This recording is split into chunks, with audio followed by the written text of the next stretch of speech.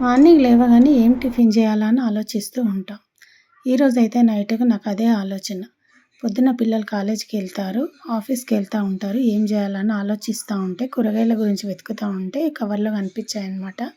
ఇంతకుముందు తెప్పించి ఒకసారి అయితే కర్రీ చేశాను. సరే ఇవి ఉన్నాయి కదా ఏం చేద్దాం అని చెప్పేసి ఆలోచిస్తూ ఉంటే సరే నానబెట్టి వడలు చేసేస్తే తినేసి టీ తాగి పాలు తాగేసి వెళ్ళిపోతారు కదా అని చెప్పేసి ఇవైతే నైట్ నానబెట్టి వడలైతే చేశాను. చాలా చాలా బాగా వచ్చాయండి. మీరు కూడా తప్పకుండా ట్రై చేయండి. ముందుగా అందరికీ నమస్కారం. వెల్కమ్ టు మన పరిచయం. నేను మీ ఉమ. వీటినైతే నైట్ నీళ్ళలో నానబెట్టుకున్నానండి కడిగి. నానబెట్టుకున్న తర్వాత మార్నింగ్ లేచేసరికి బాగా నానిపోయాయి.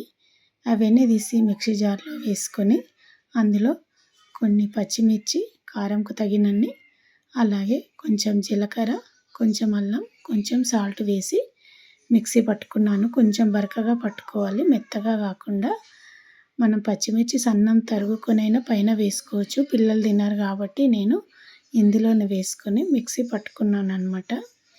అందులో మిక్సీ పట్టుకున్న తర్వాత అందులో సన్నం తరిగిన ఉల్లిపాయలు, కొంచెం కరివేపాకు వేసి అంతా కలిపేసి ఇలా చిన్న చిన్న వడల్లా ఒత్తుకొని డీప్ ఫ్రై చేసుకోవాలన్నమాట. ఈ ఒత్తుకునేటప్పుడు కొంచెం జాగ్రత్తగా ఒత్తుకోవాలి. మినపప్పు వడలైతే చాలా స్మూత్గా ఉంటాయి కాబట్టి మనకు ఎక్కడ పగిలిపోకుండా నీట్గా వస్తాయి.